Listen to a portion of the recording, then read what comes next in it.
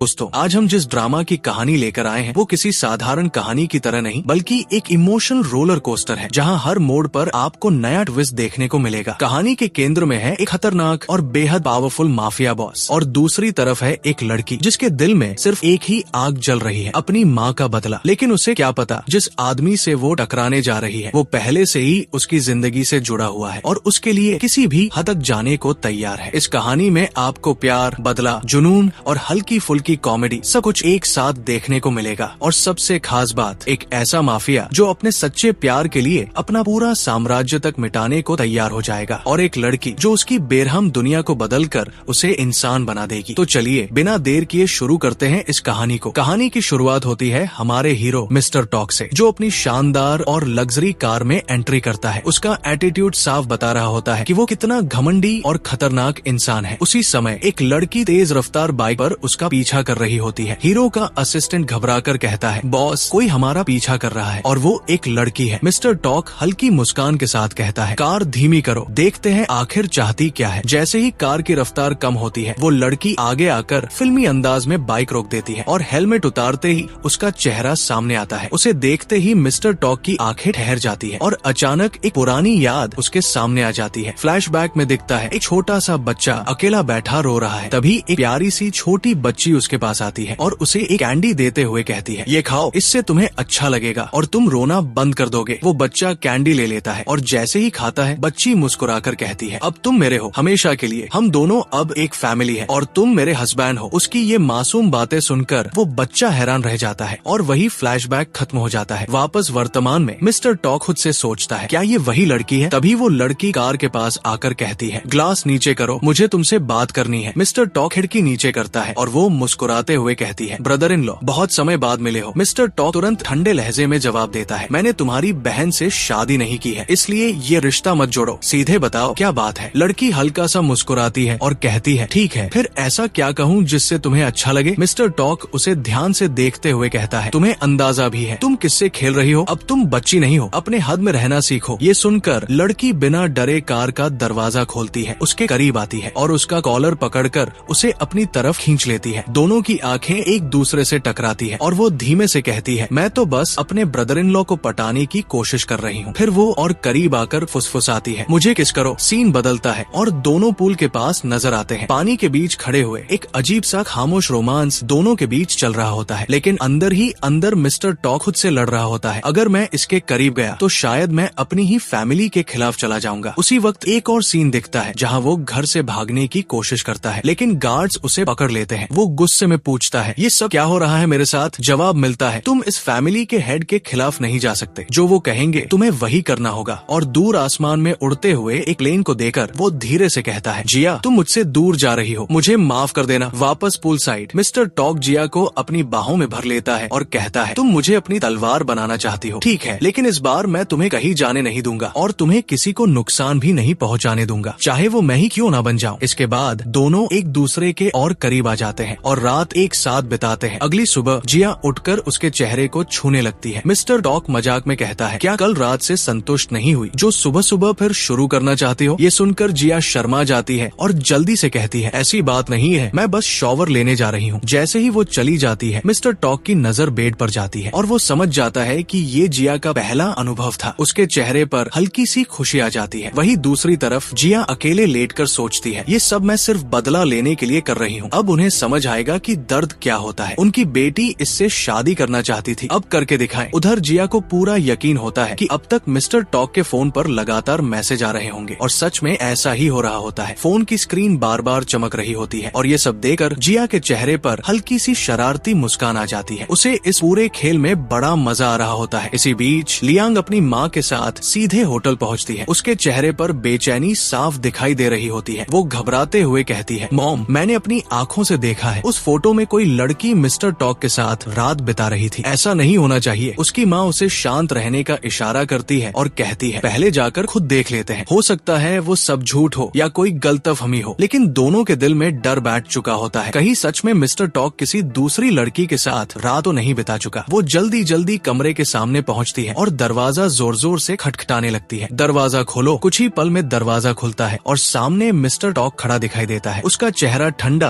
और गुस्से से भरा होता है। वो सख्त आवाज में पूछता है, तुम लोगों को यहाँ किसने बुलाया? लियांग और उसकी माँ उसकी हालत देकर समझ जाती है कि वो सच में किसी लड़की के साथ था। लियांग के अंदर गुस्सा उबलने लगता है, लेकिन इससे पहले कि वो कुछ पूछे मिस्टर टॉक खुद ही बोल पड़ता है, मुझे तुम लोगों से कोई बात नहीं करनी, ये मेरी निजी जिंदगी है, मैं क्या करता हूँ, कहाँ जाता हूँ, इसका जवाब देने के लिए मैं किसी का जिम्मेदार नहीं हूँ। लियांग की माँ तुरंत मीठी मीठी बातें शुरू कर देती है, तुम जानते हो ना तुम्हारी शादी लियांग से होने वाली है, इसलिए उसे चिंता होना स्वाभाविक है। मिस्टर टॉक बिना भाव बदले जवाब देता है, मैंने अभी तक किसी को भी अपनी निजी जिंदगी में दखल देने का अधिकार नहीं दिया है, इसलिए आप लोग मुझसे दूर ही रहें। इतना कहकर वो उनके सामने ही दरवाजा जोर से बंद कर देता है और अंदर चला जाता है। ये सब देखकर माम बेटी दोनों के चेहरे पर गुस्सा और अपमान साफ दिखाई देने लगता है। उधर जिया जानबूझकर बाहर ही खड़ी रहती है, जैसे वो किसी का इंतजार कर रही हो। तभी लियांग की नजर उस पर पड़ जाती है। वो हैरानी से कहती है, मॉम वो देखो, क्या वो जिया है? उसकी माँ तुरंत मना कर देती है, ऐसा कैसे हो सकता है, वो तो विदेश में है, यहाँ आ ही नहीं सकती। लेकिन लियांग को यकीन नहीं होता, वो उस लड़की का पीछा करने लगती है। जिया लिफ्ट का बटन दबाती है, अंदर जाती है और जाते जाते हल्की सी मुस्कान दे देती है। अब लियांग को पूरा भरोसा हो जाता है कि वो सच में जिया ही थी। उसका दिमाग गुस्से से भर जाता है। वो घबरा कर कहती है, मॉम कहीं उसी ने तो मिस्टर टॉक के साथ रात नहीं बिताई, कहीं वही उसे अपने जाल में तो नहीं फंसा रही। लेकिन उसकी माँ अभी भी उसकी बात पर विश्वास नहीं करती और कहती है, तुम्हें पता नहीं मैंने उसे यहाँ से किस मुश्किल से हटाया था, वो इतनी आसानी से वापस नहीं आ सकती। फिर वो गंभीर आवाज में कहती है, चलो पहले सच का पता लगाते हैं, इससे तुम्हारा शक भी दूर हो जाएगा। दूसरी तरफ जिया जब घर लौटती है तो उसका भाई पहले से ही उसका इंतजार कर रहा होता है। वो सख्त लहजे में पूछता है, कल रात कहाँ थी तुम, सच सच बताओ। जिया थोड़ा घबराकर जवाब देती है, भाई मैं बस एक जरूरी काम से गई थी, काम पूरा होते ही वापस आ गई। उसका भाई ध्यान से उसे देखता है और अचानक उसकी नजर जिया की गर्दन पर पड़ती है, जहाँ एक निशान बना होता है। वो गुस्से में भरकर कहता है, तुम उसके साथ रात बिता कर आए हो, जिसने भी तुम्हारे साथ कुछ किया है मैं उसे अभी खत्म कर दूंगा। जिया तुरंत उसे रोकते हुए सारी बात साफ कर देती है। वो शांत आवाज में कहती है, भाई मैंने उसे सिर्फ अपने मकसद के लिए इस्तेमाल किया है, उसने मेरे साथ मेरी मर्जी के बिना कुछ भी गलत नहीं किया। ये सुनकर उसका भाई हैरान रह जाता है। वो धीरे से पूछता है, मतलब तुम उसे पसंद करती हो? जिया बिना झिझक जवाब देती है, हाँ मैं उसे बचपन से ही पसंद करती हूँ। उसका भाई कुछ पल चुप रहता है, फिर गंभीर आवाज में कहता है, तुम यहाँ बदला लेने के लिए आई हो, जो भी फैसला करोगी मैं तुम्हारे साथ खड़ा रहूंगा हर कदम पर। जिया हल्की मुस्कान के साथ कहती है, मुझे पता है भाई तुम हमेशा मेरी मदद करोगे। वो आगे कहता है, जब से आंटी शैन इस दुनिया से गई है मैंने तुम्हें अपनी जिम्मेदारी समझ कर पाला है, तुम्हारे हर अच्छे बुरे फैसले में मैं तुम्हारे साथ हूँ। जिन्होंने आंटी के साथ गलत किया है उन्हें मैं चैन से जीने नहीं दूंगा। जिया आत्मविश्वास से जवाब देती है, उनसे निपटने के लिए मैं अकेली ही काफी हूँ, बस तुम मेरे साथ बने रहना। मैंने सब कुछ प्लान कर लिया है, अब मेरी सौतेली माँ और सौतेली बहन मेरा कुछ नहीं बिगाड़ सकती, क्योंकि अब मैं वो पुरानी जिया नहीं रही, मैं पूरी तरह बदल चुकी हूँ। उधर सौतेली माँ और लियांग होटल के रिसेप्शन से जानकारी लेने की कोशिश करती है, लेकिन रिसेप्शनिस्ट साफ मना कर देती है। लियांग गुस्से में कहती है, तुम्हें पता है मैं शी फैमिली की होने वाली बहू। रिसेप्शनिस्ट शांत स्वर में जवाब देती है, ये होटल शी फैमिली का ही है, अगर आपको कोई जानकारी चाहिए तो सीधे मिस्टर शी से पूछ लीजिए, वो अभी इसी होटल में मौजूद है। ये सुनते ही दोनों घबराकर वहाँ से निकल जाती है। दरअसल रिसेप्शनिस्ट तुरंत फोन करके किसी को बताती है, मैंने उन्हें कोई फुटेज नहीं दिखाई। बाद में पता चलता है कि ये सब मिस्टर टॉक के ही आदेश पर किया गया था। उधर सौतेली माँ गुस्से से लियांग से कहती है, अगर जिया सच में वापस आ गई है तो इस बार हम उसे जिंदा नहीं छोड़ेंगे। दूसरी तरफ मिस्टर टॉक अपने ऑफिस में बैठा सिगरेट पी रहा होता है। उसके आदमी एक शख्स को पकड़कर उसके सामने लाते हैं। वो आदमी डरते डरते बताता है, मुझे शियान ने भेजा था ताकि आपकी बदनामी हो सके। मिस्टर टॉक ठंडे अंदाज में आदेश देता है और उसके आदमी उस शख्स को वहाँ से ले जाते हैं। उसका असिस्टेंट धीरे से पूछता है, बॉस आप ये सब कब तक करेंगे? आखिर वो आपके पिता है। मिस्टर टॉक का चेहरा सख्त हो जाता है। वो गुस्से में कहता है, जिस दिन उसने मेरी माँ को धोखा दिया था उसी दिन से वो मेरा पिता नहीं रहा। इसी दौरान लियांग अपनी कार में जा रही होती है। अचानक सामने तेज रोशनी पड़ती है और जिया अचानक उसके सामने आकर खड़ी हो जाती है। वो मुस्कुराते हुए कहती है, काफी समय बाद मुलाकात हुई है। लियांग घबराकर दोबारा ध्यान से देखती है, लेकिन वहाँ कोई नहीं होता। उसे लगता है कि शायद उसे भ्रम हुआ है, लेकिन जिया दूर खड़ी मुस्कुराते हुए धीरे से कहती है, असली खेल तो अब शुरू हुआ है। इधर लियांग एक बार में दोस्तों के साथ मस्ती कर रही होती है, तभी अचानक वहाँ जिया की एंट्री होती है। वो चुपके से उसकी वीडियो रिकॉर्ड करने लगती है और मुस्कुराकर कहती है, सरप्राइज। फिर वो वीडियो लेकर वहाँ से जाने लगती है। उसी समय मिस्टर टॉक अचानक सामने आ जाता है और सख्त आवाज में पूछता है, तुमने क्या रिकॉर्ड किया है? जिया भागने की कोशिश करती है, लेकिन वो उसे पकड़ लेता है। तुरंत जिया अपनी जेब से पेन निकालकर उसकी गर्दन पर रख देती है। मिस्टर टॉक शांत स्वर में कहता है, तुम्हें क्या लगता है तुम्हारा पेन तेज चलेगा या मेरी बंदूक? दरअसल उसने पहले से ही उसकी तरफ हथियार तान रखा होता है, लेकिन अगले ही पल जिया अपने दूसरे हाथ से एक छोटा सा उपकरण निकालकर उसे हल्का झटका दे देती है और मौका पाकर वहाँ से भाग जाती है। मिस्टर टॉक वही लड़खड़ा जाता है और उसका असिस्टेंट उसे संभाल कर बाहर ले जाता है। उधर जिया तेजी से भाग रही होती है, तभी उसका दोस्त रॉन बाइक लेकर पहुँच जाता है और वो उसके पीछे बैठकर वहाँ से निकल जाती है। बाद में जिया और रॉन मिलकर उसकी माँ के हादसे की जांच करते हैं। जांच के दौरान उन्हें एक चौंकाने वाली बात पता चलती है। जिस समय उसकी माँ का एक्सीडेंट हुआ था उसी समय किसी ने लियांग के अकाउंट में बड़ी रकम ट्रांसफर की थी। यहीं से कहानी एक नए और खतरनाक मोड़ की तरफ बढ़ने लगती है। उधर मिस्टर टॉक का असिस्टेंट उन्हें सारी जानकारी देता है। वो गंभीर आवाज में कहता है, बॉस मैंने पूरी जांच कर ली है। जिस लड़की ने आप पर हमला किया था वो दरअसल लियांग की वीडियो रिकॉर्ड करने गई थी। आपने गलती से उसे पकड़ लिया, इसलिए उसने खुद को बचाने के लिए आपको करंट देकर वहाँ से निकल गई। मिस्टर टॉक उसकी बात ध्यान से सुनते हैं, फिर हल्की मुस्कान के साथ कहते हैं, तुम बातों को ऐसे घुमा फिरा कर बता रहे हो जैसे तुम उस लड़की को अच्छी तरह जानते हो। असिस्टेंट थोड़ा मुस्कुराते हुए जवाब देता है, बॉस आप भी उसे जानते हैं, वो वही रहस्यमयी लड़की है। ये सुनते ही मिस्टर टॉक की आंखों में चमक आ जाती है। वो धीरे से बुदबुदाते हैं, लिटिल गर्ल तुम्हारी हिम्मत तो अब काफी बढ़ गई है, अकेले क्लब तक पहुँच गई। फिर अचानक उनका चेहरा सख्त हो जाता है। वो पूछते हैं, वो गई कहाँ? असिस्टेंट बताता है, वो एक लड़के के साथ वहाँ से निकली थी। जैसे ही मिस्टर टॉक उस लड़के के बारे में सुनते हैं उनके चेहरे पर जलन साफ दिखाई देने लगती है। वो तुरंत आदेश देते हैं, पता लगाओ वो लड़का कौन है। दूसरी तरफ जिया अपने कमरे में अकेली बैठी होती है और बेहद भावुक हो जाती है। उसके दिमाग में बचपन की यादें ताजा हो जाती है। उसे याद आता है जब वो अपनी माँ के साथ कितनी खुश रहती थी। उसकी माँ उसे फूलों की देखभाल करना सिखाते हुए कहती थी, अभी तुम इस फूल की तरह कोमल हो, लेकिन एक दिन तुम इस पेड़ की तरह मजबूत बनोगी जो हर तूफान का सामना कर सके। ये बातें याद करते ही जिया की आंखों में आंसू भर आते हैं। उसे वो दिन भी याद आता है जब उसके पिता ने ठंडे दिल से कहा था कि उसकी माँ अब कभी वापस नहीं आएंगी। तब वो छोटी सी बच्ची फूट फूट कर रोने लगी थी। कुछ पल बाद जिया अपने आंसू पोंछती है और हिम्मत जुटाकर घर के अंदर चली जाती है। अंदर उसका पिता और सौतेली माँ आपस में बात कर रहे होते हैं। पिता गुस्से में कहते हैं, अब तक लियांग की शादीशी फैमिली के बेटे मिस्टर टॉक से क्यों नहीं हुई? सौतेली माँ मुस्कुराते हुए जवाब देती है, चिंता मत कीजिए, बहुत जल्द उनकी शादी हो जाएगी और हमारी बेटी शी फैमिली की मालकिन बनेगी। तभी अचानक बाहर से तेज आवाज आती है। दोनों घबराकर बाहर आते हैं और देखते हैं कि जिया गुस्से से खड़ी है। पिता उसे देखकर भड़क उठते हैं और चिल्लाकर कहते हैं, तुम्हें वापस आने की हिम्मत किसने दी? जिया बिना डरे जवाब देती है, मुझे किसी की इजाजत की जरूरत नहीं है। पिता गुस्से में पुराने जख्म कुरेदते हुए कहते हैं, 7 साल पहले तुमने हमारी फैमिली की इज्जत मिट्टी में मिला दी थी। अगर उस वक्त रॉन तुम्हें यहाँ से नहीं ले जाता तो मैं तुम्हारी टांगे तोड़ देता। जिया ठंडे अंदाज में जवाब देती है, तुमसे तो मैं बाद में निपटूंगी, अभी मैं अपनी माँ का घर वापस लेने आई हूँ। इतना कहकर वो तुरंत अपने फोन से एक वीडियो अपने पिता को भेज देती है। वीडियो में लियांग बार में लड़कों के साथ मस्ती करती दिखाई दे रही होती है। वीडियो देखते ही पिता का चेहरा गुस्से से लाल हो जाता है और वो बिना सोचे समझे लियांग को जोर से थप्पड़ मार देते हैं। लियांग रोते हुए सफाई देती है, मैंने कुछ भी गलत नहीं किया, ये सब जिया की साजिश है, उसने मुझे फंसाया है। लेकिन सौतेली माँ तुरंत बीच में आकर पिता को समझाती है, चाहे ये वीडियो सच हो या झूठ, अगर ये बाहर चली गई तो हमारी बदनामी हो जाएगी, इसलिए इसे किसी को मत दिखाना। जिया व्यंग्य भरी मुस्कान के साथ कहती है, वैसे भी मैं इस फैमिली की सदस्य नहीं हूँ। पिता गुस्से में उसे धमकाते हुए कहते हैं, तुम्हारे पास 2 रास्ते हैं, या तो ये वीडियो हमें दे दो या फिर मेरे बॉडीगार्ड तुम्हें यहाँ से जाने नहीं देंगे। जैसे ही बॉडीगार्ड उस पर हमला करने के लिए आगे बढ़ते हैं, अचानक रॉन अपने आदमियों के साथ वहाँ पहुँच जाता है। कुछ ही पलों में वो उन सभी बॉडीगार्ड्स को काबू में कर लेता है। पिता गुस्से में चिल्लाते हैं, तुम मुझसे लड़ने की हिम्मत करोगी? जिया शांत लेकिन मजबूत आवाज में अपने लोगों को आदेश देती है और उसके आदमी तुरंत पिता और बाकी लोगों को घर से बाहर निकाल देते हैं। रॉन मुस्कुराते हुए कहता है, आखिरकार इन नमूनों से छुटकारा मिला, अब घर में थोड़ी शांति महसूस हो रही है। लेकिन तभी उसकी नजर जिया पर पड़ती है जो अभी भी उदास दिखाई दे रही होती है। वो उसे दिलासा देते हुए कहता है, हम इस घर को दोबारा नया बना सकते हैं, तुम्हें जो भी चाहिए होगा मैं तुम्हारे लिए सब कुछ करूंगा। तभी अचानक वहाँ मिस्टर टॉक की एंट्री होती है। वो हल्की मुस्कान के साथ चारों तरफ देखते हुए कहते हैं, यहाँ तो काफी भावुक माहौल चल रहा है। जिया तुरंत खुद को संभालने के लिए जल्दी से चश्मा पहन लेती है। मिस्टर टॉक रॉन की तरफ देखते हुए कहते हैं, काफी समय बाद वापस आए हो, चलो आज साथ में जश्न मनाते हैं। रॉन ठंडे अंदाज में जवाब देता है, मेरे पास समय नहीं है। मिस्टर टॉक फिर जिया की तरफ देखते हैं और कहते हैं, मैंने तुम्हें कई सालों से नहीं देखा, लेकिन इसका मतलब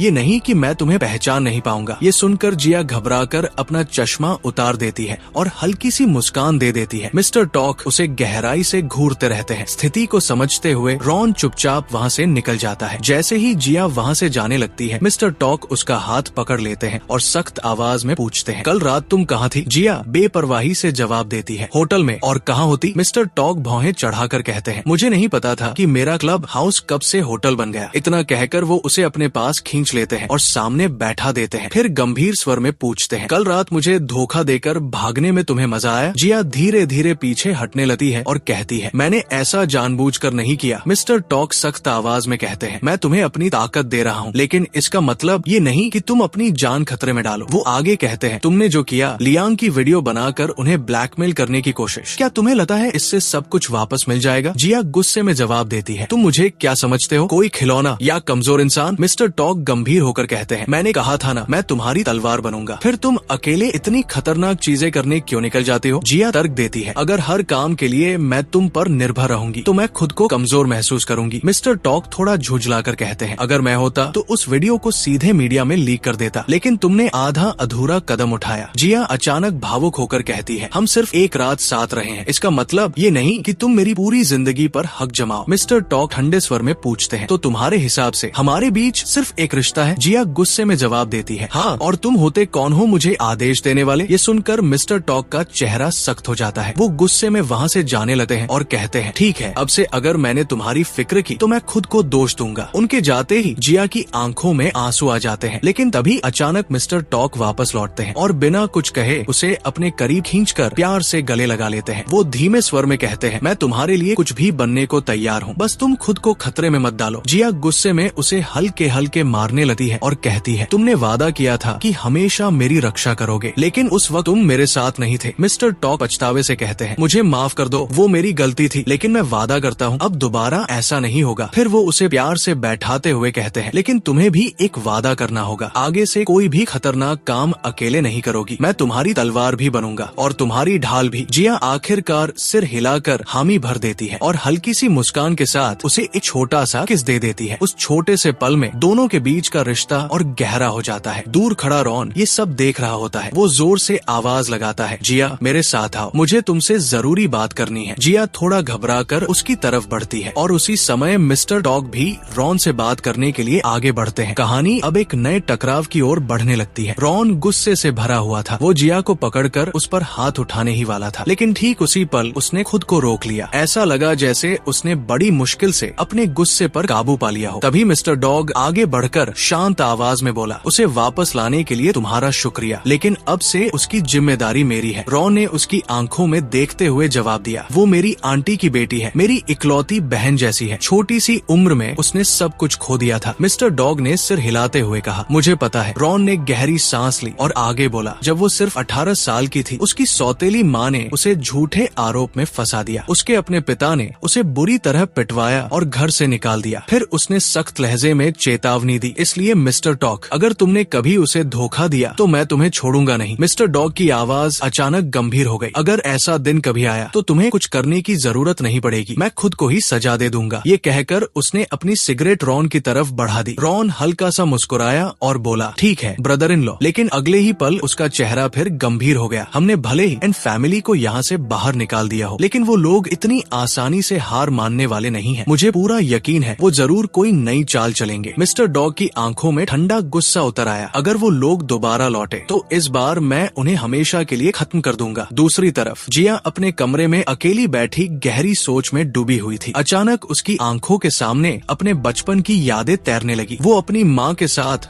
हंसते हुए कह रही थी, मॉम आप कितनी सुंदर चीजें बनाती हो, मुझे भी सिखाओ ना। उसकी माँ प्यार से मुस्कुराई और बोली, इसे पॉटरी कहते हैं बेटा। फिर वो उसका हाथ पकड़कर उसे सिखाने लगी। जिया भी खुशी खुशी अपना हाथ आगे बढ़ाती है, लेकिन अगले ही पल उसे एहसास होता है कि वहाँ कोई नहीं है। वो अकेली खड़ी थी, उसकी आंखों में आंसू भर आए। धीरे से उसने खुद से कहा, मॉम जिन्होंने आपको तकलीफ दी थी मैं उन्हें कभी माफ नहीं करूंगी। इसके बाद वो चुपचाप स्टूडियो का सामान ठीक करने लगी। उसी समय पीछे से अचानक मिस्टर डॉग आया और उसे अपनी बाहों में पकड़ लिया। थोड़ा नाराज होकर उसने कहा, तुम्हें बिल्कुल भी चिंता नहीं हुई कि तुम्हारा भाई मेरे साथ क्या कर सकता था? तुम सच में बहुत बेपरवाह हो। जिया ने बिना घबराए जवाब दिया, ज्यादा से ज्यादा तुम दोनों के बीच लड़ाई ही तो होती। मिस्टर डॉग ने ने उसे अपनी तरफ घुमाया और उसका चेहरा पकड़ते हुए पूछा, तो तुम चाहती थी कि मैं पिट जाऊं? जिया ने हल्की मुस्कान के साथ कहा, वो तुम्हें मार ही नहीं सकता। मिस्टर डॉग ने व्यंग्य से कहा, हाँ, आखिर मैं अपने होने वाले ब्रदर इन लॉ से कैसे लड़ सकता हूँ? जिया तुरंत चौंक गई। कौन ब्रदर इन लॉ? उसी समय उसका फोन बज उठा। फोन पर खबर मिली कि जिस दिन उसकी माँ का एक्सीडेंट हुआ था उस समय वहाँ एक और इंसान मौजूद था और वो था मिस्टर डॉग। ये सुनते ही जिया के चेहरे का रंग उड़ गया। उसने तुरंत सीसीटीवी फुटेज देखनी शुरू कर दी। जैसे जैसे वीडियो आगे बढ़ा उसकी आंखें हैरानी से फैलती चली गई। मिस्टर डॉग ने उसकी हालत देखकर पूछा, क्या हुआ? जिया ने कांपती आवाज में सवाल किया। जिस दिन मेरी माँ का एक्सीडेंट हुआ था तुम कहाँ थे? मिस्टर डॉग थोड़ा चौंक गया। अचानक ऐसा सवाल क्यों पूछ रही हो? जिया ने सख्त लहजे में कहा, मुझे जवाब चाहिए। वो गंभीर होकर बोला, तो क्या तुम्हें शक है कि तुम्हारी माँ की मौत में मेरा हाथ था? उस वक्त मैं सिर्फ 11 साल का बच्चा था, मैं भला क्या कर सकता था? जिया ने ठंडे स्वर में कहा, कुछ लोग बचपन से ही खतरनाक होते हैं। ये सुनकर मिस्टर डॉग की आंखों में चोट साफ दिखाई दे रही थी। तो तुम मेरे बारे में ऐसा सोचती हो? जिया ने दर्द और गुस्से के साथ जवाब दिया। और क्या सोचूं? पूरे शहर में तुम्हारे बारे में यही चर्चा है कि तुम बेहद निर्दयी और खतरनाक इंसान हो। उसने आगे कहा, मैं इतनी आसानी से तुम्हारे करीब आ गई और जब मैंने जांच की तो पता चला कि तुम उस दिन वहाँ मौजूद थे। फिर जब मैं सबूत इकट्ठा करने गई तब भी तुमने मुझे रोकने की कोशिश की। अब बताओ मैं तुम्हारे बारे में क्या सोचूं? ये सुनकर मिस्टर डॉग का गुस्सा भड़क उठा। वो तेज आवाज में बोला, अगर तुम्हें सच में ऐसा ही लगता है तो मुझे सजा दे दो, शायद अब तुम्हें सुकून मिल जाए। उसने उसका हाथ पकड़ लिया लेकिन जिया ने झटके से अपना हाथ छुड़ा लिया। आंखों में आंसू लिए उसने कहा, क्या तुम्हें मुझे इस तरह सच की तलाश में भटकते देख मजा आ रहा था? फिर गुस्से में उसने पास रखा पेन जमीन पर फेंक दिया। मिस्टर डॉग, क्या तुम्हारे पास दिल नाम की कोई चीज है भी या नहीं? उसकी बात सुनकर मिस्टर डॉग कुछ पल तक चुप खड़ा रहा और बिना कुछ कहे धीरे धीरे वहाँ से चला गया। पीछे जिया वही खड़ी रह गई, टूटी हुई और अंदर से पूरी तरह बिखरी हुई।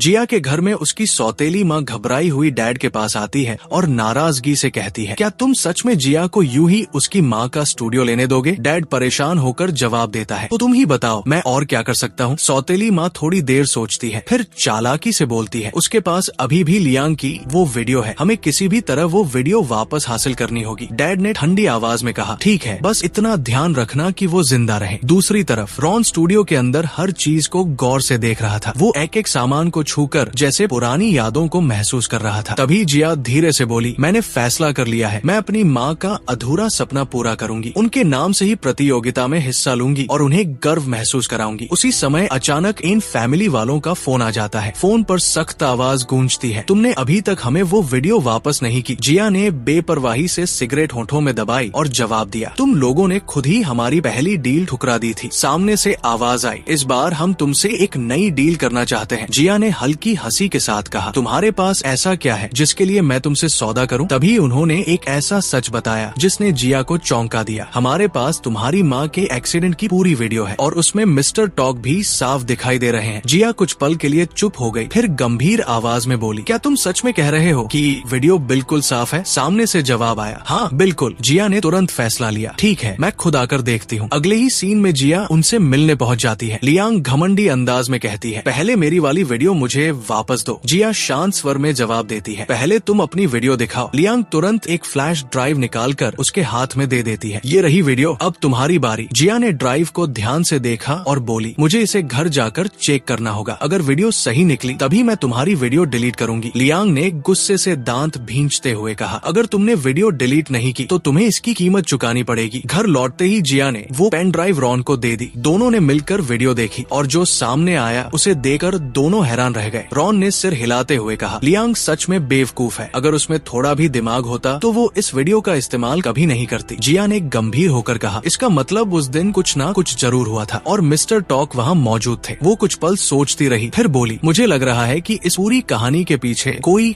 और बड़ा राज छुपा है। उसी समय जिया को एक मैसेज मिलता है। वो तुरंत अपनी कार लेकर बेसमेंट की ओर निकल पड़ती है। असल में उसकी सौतेली माँ ने उसके एक भरोसेमंद आदमी को पकड़ रखा था। जिया वहाँ पहुँचते ही उसे छुड़वा देती है, लेकिन अगले ही पल सौतेली माँ अपने बॉडीगार्ड्स को इशारा करती है और देखते ही देखते कई गुंडे जिया को चारों तरफ से घेर लेते हैं। पर जिया भी किसी से कम नहीं थी। वो पूरे आत्मविश्वास के साथ एक एक कर सभी से भिड़ने लगी। चारों तरफ से हमला होने के बावजूद उसने सभी को धूल चटा दी। ये देखकर सौतेली माँ घबराने लगी और चिल्लाकर बोली, मेरे पास मत आना वरना मैं तुम्हें खत्म कर दूंगी। तभी अचानक पीछे से एक आदमी आया और उसने जिया की गर्दन पर चाकू रख दिया। वो वही आदमी था जिसे बचाने बचाने के लिए जिया वहाँ आई थी। कांपती आवाज में उसने कहा, मुझे माफ कर दो, इन लोगों ने मेरी पत्नी को बंधक बना रखा है, मेरे पास कोई और रास्ता नहीं था। सौतेली माँ जोर से हंसने लगी। सरप्राइज जिया, तुम खुद ही अपने जाल में फंसकर यहाँ चली आई हो। जिया ने गुस्से से उसकी तरफ देखते हुए पूछा, इसका मतलब मेरी माँ की मौत के पीछे तुम्हारा ही हाथ है? सौतेली माँ ने बिना झिझक जवाब दिया, हाँ, और अब तुम्हारी बारी है। लेकिन जिया अभी भी शांत थी। उसने ठंडे स्वर में पूछा, तुम्हें मेरी माँ की सेफ का पासवर्ड कैसे पता चला और तुमने उन्हें कैसे मारा? सौतेली माँ मुस्कुराते हुए बोली, मैंने तुम्हारी माँ पर हमला करवाया था, लेकिन वो तब भी जिंदा बच सकती थी। फिर वो और निर्दयी अंदाज में बोली, आखिरकार वो इसलिए मरी क्योंकि उनका खून लगातार बहता रहा और कोई उन्हें बचाने वाला नहीं था। जिया की आंखों में गुस्सा भर गया। और पासवर्ड तुम्हें वो कैसे मिला? सौतेली माँ ने ठंडे लहजे में कहा, फेंग ने मुझे सब बताया था। तभी अचानक वहाँ कई गाड़ियों की आवाज गूंजती है। अगले ही पल मिस्टर टॉक अपने बॉडीगार्ड्स के साथ वहाँ पहुँच जाता है। उसे देखते ही सारे गुंडे डरकर भागने लगते हैं। घबराई हुई सौतेली माँ खुद ही चाकू उठाकर जिया की गर्दन पर रख देती है और चिल्लाती है, अगर कोई एक कदम भी आगे बढ़ा तो मैं इसे मार दूंगी। मिस्टर टॉक की आंखों में खतरनाक चमक आ गई। वो ठंडी आवाज में बोला, अगर उसे एक खरोंच भी आई तो मैं तुम्हारे हाथ काट दूंगा। सौतेली माँ हंसते हुए बोली, जब तुम इससे इतना प्यार करते हो तो मैं इसे अपने साथ ले जाती हूँ। लेकिन इससे पहले कि वो कुछ कर पाती, मिस्टर टॉक ने तुरंत गोली चला दी। उसके आदमी आगे बढ़े और सौतेली माँ को पकड़ लिया। मिस्टर टॉक भागकर जिया के पास पहुँचा और उसे कसकर गले लगा लिया। सब ठीक है, अब तुम सुरक्षित हो। जिया की आंखों से आंसू बह रहे थे। वो धीमे से बोली, सॉरी, मुझे माफ कर दो। अगले सीन में जिया बिस्तर पर लेटी हुई थी और मिस्टर टॉक उसकी देखभाल कर रहा था। जैसे ही वो कमरे से बाहर जाने लगा, खिड़की से आती धूप की वजह से जिया की आंख खुल गई। वो इधर उधर देखने लगी और धीरे से बोली, मैं यहाँ कहाँ हूँ? फिर उसने देखा कि उसने मिस्टर टॉक के कपड़े पहन रखे हैं और उसे सब समझ आ गया। वो उठकर अलमारी की तरफ गई और कुछ ढूंढने लगी। तभी उसे एक छोटा सा बॉक्स मिला। उस बॉक्स के अंदर उसका पुराना आईडी कार्ड रखा था। इसके साथ ही कहानी फ्लैशबैक में चली जाती है। उस समय जिया स्कूल जा रही थी। तभी कुछ गुंडों ने उसे घेर लिया और उसे परेशान करने लगे। जिया ने हिम्मत दिखाते हुए उनसे खुद को छुड़ाया और वहाँ से भागने लगी। लेकिन अचानक वो सामने से आ रहे एक लड़के से टकरा गई, जिसने अपना चेहरा मास्क से ढक रखा था। उस लड़के ने तुरंत स्थिति समझ ली और गुंडों को डराकर वहाँ से भगा दिया। जिया ने राहत की सांस ली और मुस्कुराकर कहा, थैंक यू, तुमने मेरी जान बचाई। तुम्हारा नाम क्या है? लड़का जवाब देने ही वाला था, लेकिन वो जोर जोर से खांसने लगा। जिया ने जल्दी से कहा, सॉरी, मुझे नहीं पता था कि तुम बोल नहीं सकते। फिर वो जल्दबाजी में वहाँ से चली गई, लेकिन जाते जाते उसका आईडी कार्ड वही गिर गया। उस लड़के ने वो कार्ड उठाकर अपने पास रख लिया और वही लड़का आगे चलकर मिस्टर टॉक बना। असल में वो पहले से ही दूर से जिया का ख्याल रख रहा था। वर्तमान में मिस्टर टॉक किचन में खाना बना रहा था। तभी अचानक जिया पीछे से आकर उसे गले लगा लेती है। मिस्टर टॉक हल्का सा मुस्कुराया और मजाक में बोला, आज पहली बार तुमने मुझे पहले गले लगाया है। क्या आखिरकार तुम्हें मेरी अच्छाइयाँ समझ आ गई है या फिर तुम्हें मुझसे प्यार हो गया है? जिया ने मुस्कुराते हुए अपना आईडी कार्ड उसके सामने रखा और कहा, उस दिन तुमने मेरी जान बचाई थी। मिस्टर टॉक हैरान होकर बोला, तुम्हें ये कहाँ मिला? मैं तो इसे कब का भूल चुका था। जिया ने शरारती अंदाज में कहा, झूठ मत बोलो, तुम मुझे तब से ही पसंद करते थे, है ना? मिस्टर टॉक ने उसकी आंखों में देखते हुए धीमे से कहा, नहीं, मैं तुम्हें पसंद नहीं करता था। जिया थोड़ा चौंकी। तभी वो मुस्कुराया और बोला, मैं तो तुमसे हमेशा से प्यार करता आया हूँ। ये सुनते ही जिया भावुक हो गई और उसने तुरंत उसके होठों पर हल्का सा किस कर दिया। मैं भी तुमसे प्यार करती हूँ। मिस्टर टॉक खुद को रोक नहीं पाया। उसने उसे प्यार से उठाकर किचन स्लैब पर बैठा दिया और मुस्कुराकर कहा, तुम्हें पता है मैं इस पल का कितने समय से इंतजार कर रहा था। इसके बाद दोनों एक दूसरे के प्यार में खो गए और उस पल दुनिया जैसे थम सी गई। दोनों एक दूसरे के करीब थे और माहौल पूरी तरह रोमांटिक हो चुका था। लेकिन तभी अचानक जिया पीछे हटती है और कहती है, रुको, मुझे लग रहा है मैं कुछ भूल रही हूँ। मिस्टर टॉक भी थोड़ा सोचते हुए बोलता है, मुझे भी ऐसा ही लग रहा है, जैसे हम दोनों कुछ जरूरी चीज भूल गए हैं। अगले ही पल दोनों एक साथ चौंक कर बोल उठते हैं, अरे नहीं, रॉन। कट होते ही सीन बदलता है। रॉन वहाँ अपने बॉडीगार्ड के साथ खड़ा उनका इंतजार कर रहा था और उसके चेहरे पर साफ नाराजगी दिखाई दे रही थी। मिस्टर टॉक आराम से सिगरेट मुंह में लगाते हुए उसके पास आता है, फिर मजाकिया अंदाज में सिगरेट उसके मुंह में भी लगा देता है और कहता है, तुम यही इंतजार करो, मैं उसे मना कर अभी लेकर आता हूँ। रॉन हल्की मुस्कान के साथ जवाब देता है, ठीक है, बस अपना ध्यान रखना। कुछ देर बाद मिस्टर टॉक सच में जिया को मना कर वापस ले आता है, लेकिन उन्होंने रॉन को कुछ भी नहीं बताया था और बेचारा रॉन अब भी अपने बॉडीगार्ड्स के साथ वही खड़ा उनका इंतजार करता रह गया। इधर कंपनी के बोर्डरूम में माहौल काफी तनावपूर्ण था। बोर्ड मेंबर्स गुस्से में डैड को खरी खोटी सुना रहे थे। एक मेंबर ने नाराज होकर कहा, हमारी कंपनी को अरबों का नुकसान हो रहा है, अगर यही हाल रहा तो हम जल्द ही दिवालिया हो जाएंगे। दूसरा मेंबर तंज कसते हुए बोला, तुम तो कहते थे कि मिस्टर टॉक तुम्हारे दामाद बनने वाले हैं, फिर वो तुमसे इतना नाराज क्यों है? जरूर तुमने कुछ गलत किया होगा। डैड भी गुस्से में आ गया और बोला, मुझसे सवाल कर रहे हो? पैसा तो तुम लोगों ने भी खूब कमाया है। तभी अचानक दरवाजा खुलता है और अंदर जिया की एंट्री होती है। उसके पीछे मिस्टर टॉक भी था, लेकिन वो अपने असिस्टेंट के साथ बाहर ही रुक गया। लियांग गुस्से से पूछती है, तुम मिस्टर टॉक के साथ क्या कर रही हो? डैड सख्त आवाज में बोला, ये एन फैमिली की कंपनी है, तुम्हारी माँ की निजी संपत्ति नहीं। जिया ने शांत लेकिन आत्मविश्वास भरे अंदाज में जवाब दिया, आज से इस कंपनी का नाम एन ग्रुप नहीं किन ग्रुप होगा। इतना कहकर वो सीधे टेबल पर चढ़कर बैठ जाती है और सबकी तरफ देखते हुए बोलती है, अब इस कंपनी की सबसे बड़ी शेयर होल्डर मैं हूँ, इसलिए यहाँ से आगे मेरा फैसला चलेगा। ये सुनकर पूरे बोर्डरूम में सन्नाटा छा गया। तभी मिस्टर टॉक आगे बढ़ता है और बोर्ड मेंबर से कहता है, अगर आप लोग जिया का साथ देंगे तो मैं अभी इसी वक्त इस कंपनी में 10 बिलियन का निवेश करने को तैयार हूँ। ये सुनते ही सब लोग हैरान रह गए। लियांग गुस्से से चिल्लाई, तुम इसकी मदद क्यों कर रहे हो? यही वो लड़की है जिसने हमारी इज्जत खराब की थी। जिया हल्का सा मुस्कुराई और अगले ही पल उसने एक वीडियो सबके सामने पोस्ट कर दी। वीडियो देखते ही सबकी आंखें फटी की फटी रह गई। जिया ने लियांग की तरफ देखते हुए कहा, अब इस कहानी की असली मुख्य किरदार तुम हो। लियांग गुस्से से उसकी तरफ दौड़ने लगी, लेकिन असिस्टेंट ने तुरंत उसे पकड़ लिया। डैड गुस्से और दर्द से भरकर बोला, तुम ऐसा कैसे कर सकती हो? मैं तुम्हारा पिता हूँ, तुम्हें पता है ये कंपनी मेरे लिए कितनी मायने रखती है। ये मेरी पूरी जिंदगी की कमाई है। जिया ठंडी हंसी के साथ बोली, जिंदगी की कमाई? सच तो ये है कि तुमने मेरी माँ की मेहनत और उनके खून पसीने का फायदा उठाकर ये कंपनी खड़ी की है। फिर उसने जोर से उसका असली नाम लिया, फेंग। तुम्हारे सारे पाप अब छुप नहीं सकते। ये सुनते ही डैड वही लड़खड़ा गया और उसका चेहरा डर से पीला पड़ गया। जिया वहाँ से जाने लगी थी, तभी पीछे से फेंग चिल्लाकर बोला, अब तुम्हें पता चल गया कि तुम्हारी माँ की मौत के पीछे कौन था, लेकिन तुम्हारे असली पिता भी इसमें शामिल थे। ये सुनकर जिया अचानक रुक गई, उसके कदम वही ठिठक गए और वो धीरे धीरे उससे दूर हट गई। अगले सीन में मिस्टर टॉक बेहद उदास बैठा था। वो वॉशरूम में था और उसने नल खोल रखा था ताकि किसी को उसकी सिसकियां सुनाई न दे। तभी जिया अंदर आती है और चुपचाप जाकर नल बंद कर देती है। वो उसके पास बैठती है और नरम आवाज में पूछती है, तुम किस बात से डर रहे हो? मिस्टर टॉक की आंखें नम थी। वो धीमे से बोला, मुझे डर है कि अब तुम मुझे स्वीकार नहीं करोगी, मैं इसके लायक नहीं हूँ। उसने आगे कहा, मैं अपनी आंटी का सामना कैसे करूँगा? जिया ने उसका चेहरा अपने हाथों में लिया और मजबूती से कहा, मेरी तरफ देखो, दूसरों की गलतियों की सजा तुम खुद को मत दो। फिर वो समझाते हुए बोली, हो सकता है फेंग झूठ बोल रहा हो, अभी हमारे पास कोई पक्का सबूत नहीं है। मिस्टर टॉक ने भारी आवाज में कहा, मुझे अपने पिता की असलियत पता है, उनके लिए कोई सीमा नहीं है। अगर वो मुझे भी नुकसान पहुँचाए तो मुझे हैरानी नहीं होगी। जिया ने तुरंत उसका हाथ थाम लिया और कहा, तो क्या हुआ? इस सब में तुम्हारा कोई दोष नहीं है। इसके बाद वो उसे प्यार से गले लगा लेती है। आंखों में आंसू लिए मिस्टर टॉक भी उसे कसकर पकड़ लेता है और टूटे हुए स्वर में कहता है, मुझे समझ नहीं आ रहा, मैं क्या करूं? मैं पागल हो रहा हूं। जिया ने उसके माथे पर हल्का सा किस किया और कहा, चाहे कुछ भी हो जाए, हम दोनों मिलकर हर मुश्किल का सामना करेंगे। अगले सीन में जिया गहरी नींद में सो रही थी। मिस्टर टॉक धीरे से उसके पास आता है और प्यार से उसके माथे पर किस करता है। फिर वो चुपचाप कमरे से बाहर निकल जाता है, लेकिन उसकी आंखों से आंसू लगातार बह रहे थे। उधर शियान आराम से बैठकर मसाज ले रहा था। तभी अचानक मिस्टर टॉक गुस्से में वहाँ पहुँचता है और उसका कॉलर पकड़ लेता है। तेज आवाज में वो पूछता है, क्या तुमने जिया की माँ को मारा था? शियान ठंडे अंदाज में जवाब देता है, मेरा उससे क्या लेना देना? मिस्टर टॉक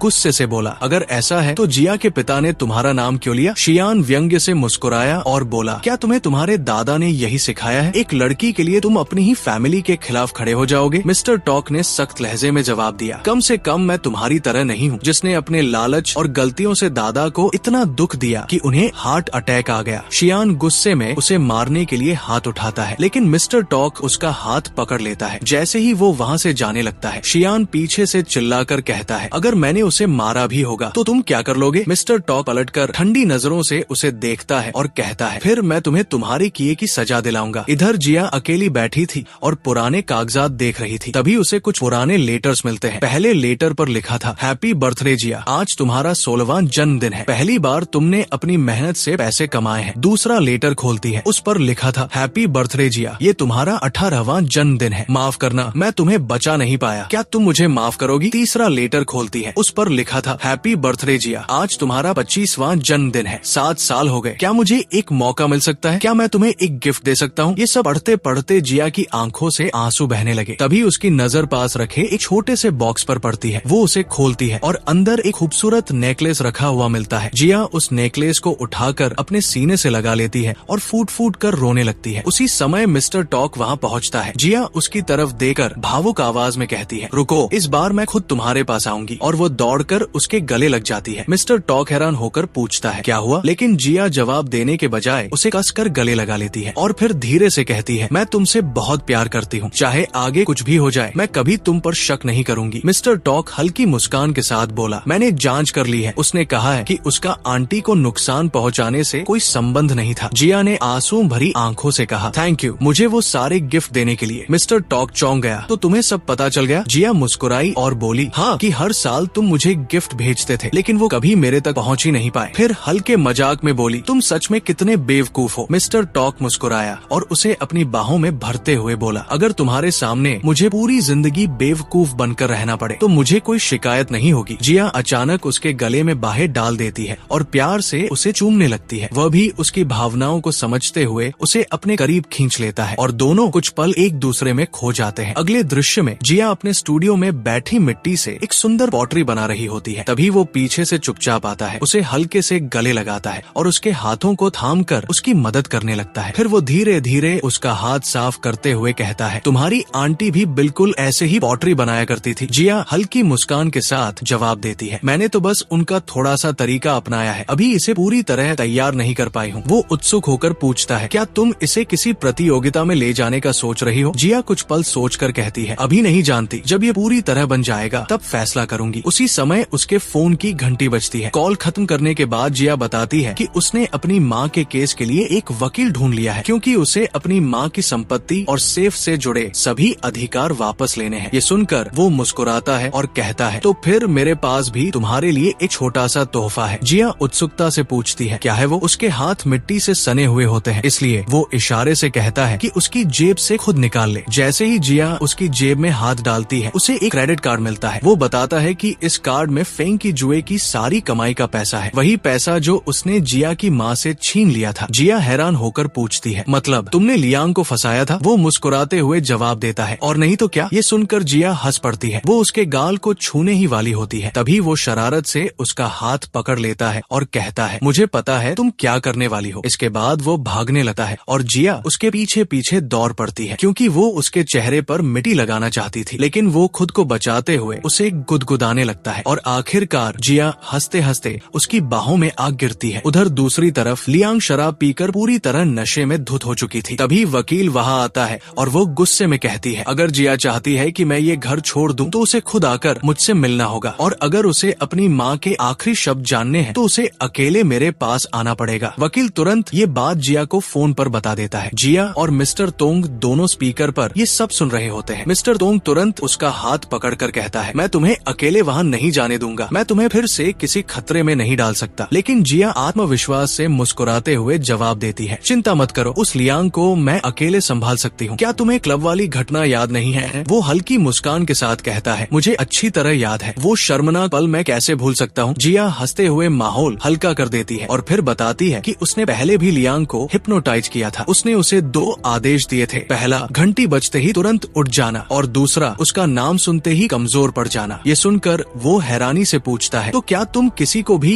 हिप्नोटाइज कर सकती हो? जिया सिर हिलाकर कहती है, नहीं, जिन लोगों का दिमाग बहुत मजबूत होता है उन्हें पूरी तरह कंट्रोल करना आसान नहीं होता, लेकिन मेरी माँ के आखिरी शब्द मेरे लिए बहुत महत्वपूर्ण है, इसलिए मुझे वहाँ जाना ही होगा। ये सुनकर वो चुपचाप उसके कान में एक छोटा सा डिवाइस लगा देता है और कहता है, इससे हम दोनों जुड़े रहेंगे, मना मत करना। जिया मुस्कुराते हुए उसे हल्का सा चूम लेती है और कहती है, ठीक है, मैं तुम्हारी बात मानूंगी। फिर वो जल्दी से वहाँ से निकल जाती है। दूसरी तरफ लियांग नशे में बेहोशी की हालत में पड़ी होती है। तभी जिया घर के अंदर प्रवेश करती है और सबसे पहले खिड़कियों के पर्दे खोल देती है। कमरे में रोशनी फैल जाती है। लियांग उसे देखकर व्यंग्य से पूछती है, क्या तुम्हें मेरी चिंता हो रही है? जिया ठंडे स्वर में जवाब देती है, तुम्हारी नहीं, अपनी माँ के आखिरी शब्दों की। इसके बाद लियांग अतीत की घटनाएं याद करते हुए बताने लगती है कि कैसे जिया की माँ खून से लथपथ जमीन पर पड़ी मदद मांग रही थी। ये सुनकर जिया के चेहरे पर डर और दर्द साफ दिखाई देने लगता है। तभी अचानक लियांग की हालत बिगड़ जाती है, उसके मुंह से खून निकलने लगता है और वो जमीन पर गिर पड़ती है। जिया ये देखकर घबरा जाती है और तुरंत उसे संभालने की कोशिश करती है। उसकी आंखों से आंसू बहने लगते हैं। उधर दूसरी तरफ असिस्टेंट भागते हुए मिस्टर तोंग के पास आता है और बताता है कि कोई भी कंपनी अब उनके साथ काम करने को तैयार नहीं है, क्योंकि सब नकद भुगतान की मांग कर रहे हैं। ये सुनकर मिस्टर तोंग समझ जाता है कि ये सब शियान की साजिश है। उसे यकीन हो जाता है कि जिया की माँ के मामले में भी उसका हाथ जरूर है। वो तुरंत अपने पिता के पास जाता है और सीधे सवाल करता है, सच बताइए, क्या आपने जिया की माँ को मारा था? उसका पिता जानबूझकर फोन जिया को लगा देता है और ठंडे स्वर में कहता है, हाँ, उसकी माँ को मैंने ही मारा था। ये सुनते ही जिया सन्न रह जाती है। मिस्टर तोंग गुस्से और दर्द से कांपते हुए पूछता है, आपने ऐसा क्यों किया? उसका पिता गहरी सांस लेते हुए जवाब देता है कि जिया की माँ के पास कंपनी के 48% शेयर थे और फेंग तथा उसकी पत्नी उस क्षति को अपने हाथ में लेना चाहते थे, लेकिन क्योंकि जिया की माँ हमेशा सुरक्षा के साथ रहती थी, वे सीधे उस पर हमला नहीं कर पाए। इसलिए उन्होंने उसकी सबसे बड़ी कमजोरी को निशाना बनाया, उसकी प्यारी बेटी जिया। वो आदमी ठंडी आवाज में बोलता है, हाँ, और तुम्हारी माँ उसकी माँ की सबसे अच्छी दोस्त थी। तुम्हारे जाने के बाद वो तुम्हें अपनी ही बेटी की तरह चाहती थी। उसे तुम पर पूरा भरोसा था। क्या तुम आगे भी सुनना चाहोगे? वो झर घोलते हुए आगे कहता है, तुम और तुम्हारी गर्लफ्रेंड, तुम दोनों कभी साथ नहीं हो पाओगे। ये सुनते ही मिस्टर तोंग का गुस्सा फट पड़ता है। वो उसका कॉलर पकड़कर चिल्लाता है, साफ साफ बोलो, क्या कहना चाहते हो? वो हंसते हुए सच उगलता है, फेंग ने उससे डील की थी 10% हिस्सेदारी के बदले। उन्होंने जिया को छुपा दिया और उसकी माँ को झूठा मैसेज भिजवाया कि जिया पहाड़ों में खेलने गई है। फिर मिस्टर तोंग का इस्तेमाल करके वही मैसेज उसकी माँ तक पहुँचवाया गया, जिससे वो घबराकर भागी और उसी जल्दबाजी में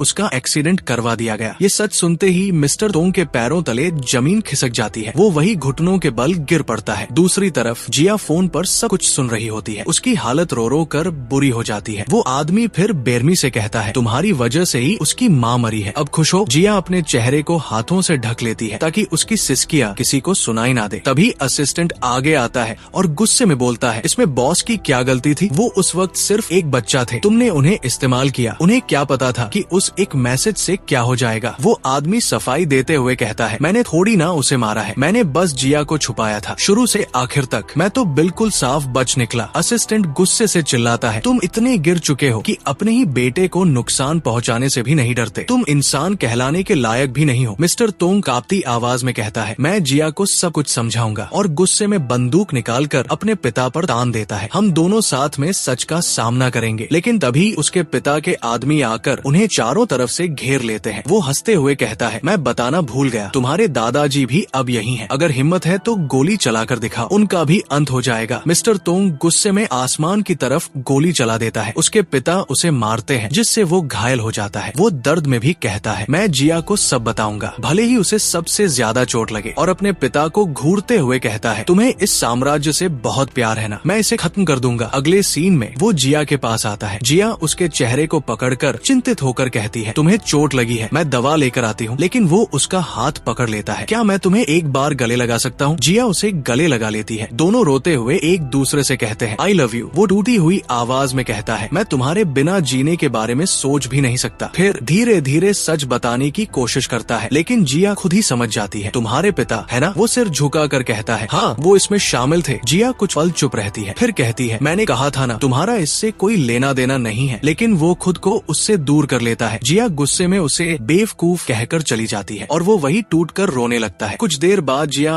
वापस आती है। उसके हाथ में दवाइयों का डिब्बा होता है। वो उसे देकर हैरान रह जाता है। जिया सख्त आवाज में कहती है, ऐसे क्या देख रहे हो, बैठो चुपचाप। फिर वो उसकी चोट पर मरहम लगाने लगती है और पूछती है, अब आगे क्या करोगे? वो कहता है, शी कंपनी को खत्म कर दूंगा, काफी व्यस्त रहूंगा। जिया हल्के से मुस्कुराती है, मुझे पता था। वो उठकर जाने लगता है और कहता है, जब भी तुम्हें मेरी जरूरत होगी मैं हमेशा साथ रहूंगा, अपनी जान देने तक। जिया उसे पकड़कर कहती है, तुम पागल हो क्या? और उसे चूम लेती है। फिर उसकी आंखों में देखते हुए पूछती है, क्या दिख रहा है तुम्हें? वो जवाब देता है, मैं खुद को देख रहा हूँ। और दोनों एक दूसरे को गले लगाकर रोने लगते हैं। आगे जिया एक बड़ा फैसला लेती है। वो मिस्टर तोंग की दर्दनाक यादों को मिटा देती है ताकि वो गिल्ट में जीना बंद कर सके। रॉन उसे समझाता है, ये बहुत खतरनाक है, अगर उसे सब याद आ गया तो। जिया कहती है, मैं सजा भुगतने के लिए तैयार हूँ, पर मैं उसे टूटते हुए नहीं देख सकती। कुछ समय बाद खबर आती है कि फेंग ने आत्महत्या कर ली है। मिस्टर तोंग शांत बैठा होता है और धीरे से कहता है, जिया की माँ को दर्द देने वाले लगभग सभी को सजा मिल गई, अब सिर्फ एक बाकी है, मेरा अपना पिता। फिर एक दिन वो जिया को डिनर पर ले जाता है, उसे एक कैंडी देता है और कहता है, याद है बचपन में तुमने मुझे यही दी थी, उस एक मिठास ने